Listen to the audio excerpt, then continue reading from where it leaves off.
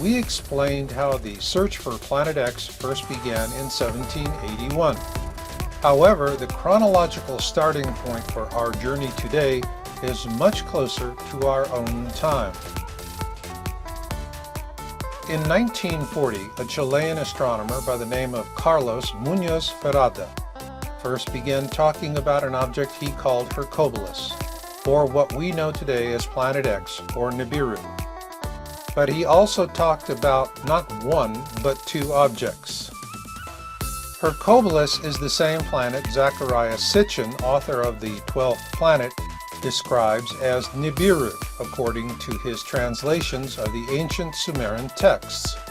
And according to Sitchin, it is 4 times the size of Earth.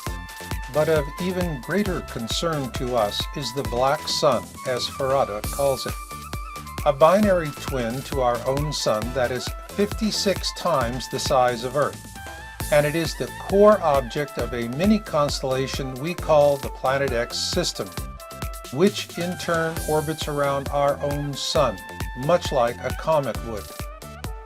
Therefore, Ferrada is the pivotal figure in this program because he was the first professional astronomer to talk about the Planet X system, as we call it, back in 1940.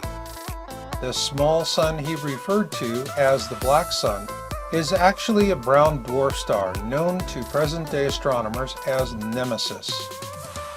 Brown dwarfs are small protostars that lack the mass to sustain hydrogen fusion like Sol. Consequently, they are very dark stars and extremely difficult to find. It is why they're also referred to as failed stars. In fact, the existence of brown dwarf stars wasn't theorized until the 1960s, and back then, they were initially called black dwarfs.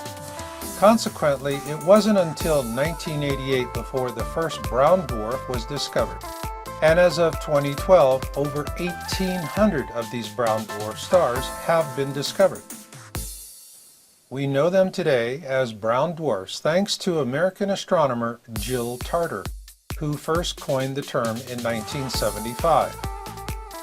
It's interesting to note that the protagonist, Ellie Arroway, played by Jodie Foster, was based on Tarter's astronomical work. The modern hunt for Planet X began with the deep space probes Pioneer 10 launched in 1972 and Pioneer 11 launched in 1973. These missions established the existence of something of substantial mass because it had significantly altered the trajectories of both probes. In 1983, the infrared astronomical satellite, IRAS, was launched to image that mass. According to NASA, IRAS failed before the mission could be completed. However, several government whistleblowers have since come forward to say IRAS had in fact imaged Planet X.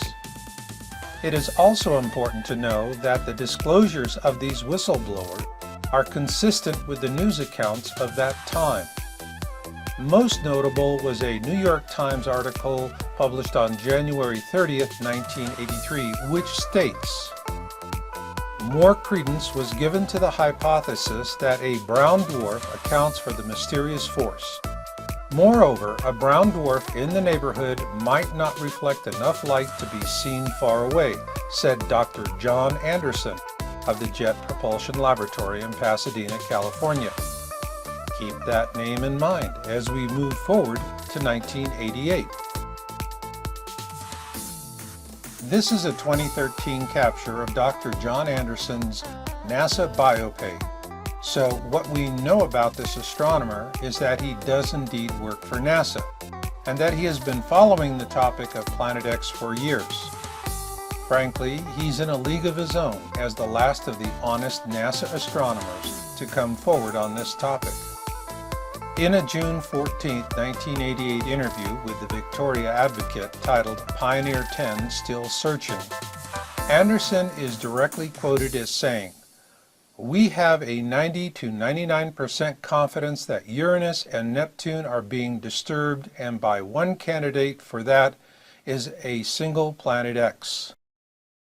Sourced from the Google News service, Yowza.com first published this Victoria Advocate interview with Dr. Anderson on March 18, 2012, in an article titled "The Planet X Cover-Up in the Mainstream Media." Immediately after publication of that article, the entire Victoria Advocate edition for that day was removed from the Google News Service site. No doubt, our tax dollars at work once again. Redactions aside, 1988 was still a bellwether year for Planet X research, thanks to the efforts of Dr. Robert S. Harrington, chief astronomer for the United States Naval Observatory, because in October of that year he published a paper titled "The Location of Planet X." And here you see Dr. Harrington being interviewed by Zecharia Sitchin, author of The 12th Planet, for a network documentary. In that interview, Dr. Harrington showed Sitchin an orbital diagram for Planet X. Interestingly enough, in this illustration created by Dr. Harrington, we see the description, orbit of Nibiru. The very same planet that Sitchin maintains exists according to his translation of the ancient Sumerian texts.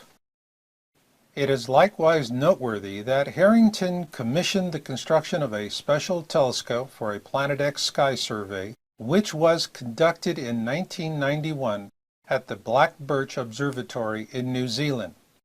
Those observations were based on Harrington's calculations, and the films were delivered directly to NASA and never seen again.